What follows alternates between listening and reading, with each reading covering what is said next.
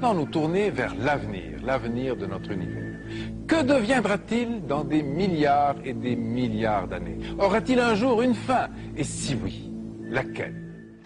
بل يريد الإنسان ليفجر أمامه يسأل أيان يوم القيامة. Pendant ce temps-là, sur notre planète, nous aurons laissé la place à des insectes géants, sortes de scorpions, de libellules ou d'araignées gigantesques, les mêmes que ceux qui existaient à la préhistoire, avant les dinosaures, lorsque la Terre était également très chaude.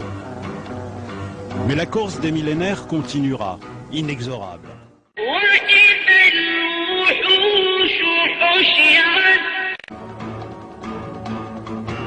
4 milliards d'années dans l'avenir, la Terre sera devenue un enfer totalement inhabitable, plusieurs milliers de degrés.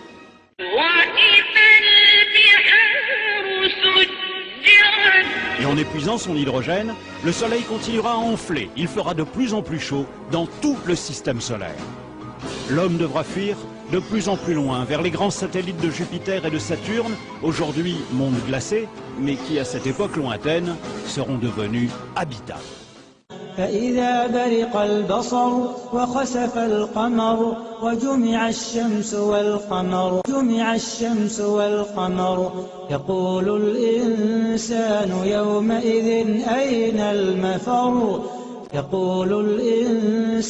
يومئذ أين المفر كلا لا وزر إلى ربك يومئذ المستقر. À cet instant, deux théories s'affrontent. Soit la masse du Soleil est plus grande que ce qu'on pense aujourd'hui, et dans ce cas il pourrait s'effondrer sur lui-même et se transformer en ce qu'on appelle un trou noir. Là les choses iraient très très vite, en moins d'une heure, son diamètre ne serait plus que de 3 km, il absorberait tout ce qui passe à proximité et rien, pas même la lumière, ne pourra s'en échapper. Dans ce cas, notre monde finirait par être aspiré avec toutes les autres planètes du système solaire comme une vulgaire poussière au fond d'un aspirateur cosmique. En revanche, s'il n'est pas assez lourd pour former un trou noir, alors il s'éteindra lentement et deviendra une étoile à l'agonie, appelée naine blanche, dont l'éclat se ternira de plus en plus jusqu'à devenir un corps sans vie, une étoile morte, inerte, qu'on appelle naine noire. Plus loin que prévu, ce qui signifie bien que l'expansion de l'univers s'accélère, peut-être sous l'effet d'une force mystérieuse que les astrophysiciens appellent l'énergie noire.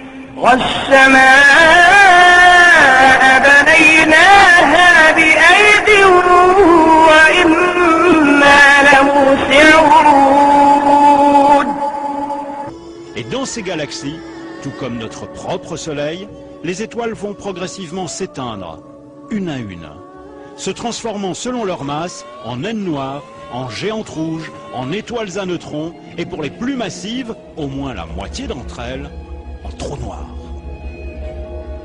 Mais allons toujours plus loin dans l'avenir. Nous voici 100 000 milliards d'années après le Big Bang. Dans notre Voie lactée et les autres galaxies, il n'y a presque plus que des étoiles mortes, des naines noires ou des trous noirs.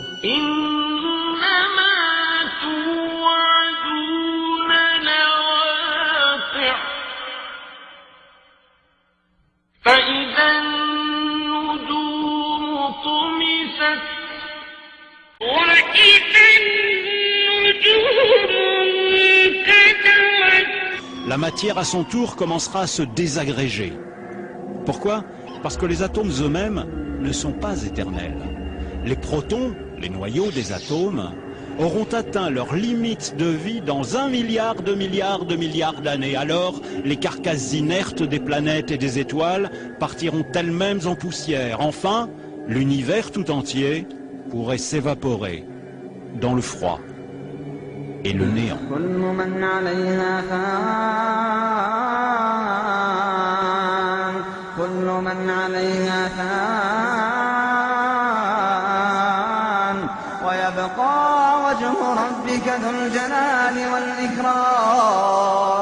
فبأي آلاء ربكما تكذبان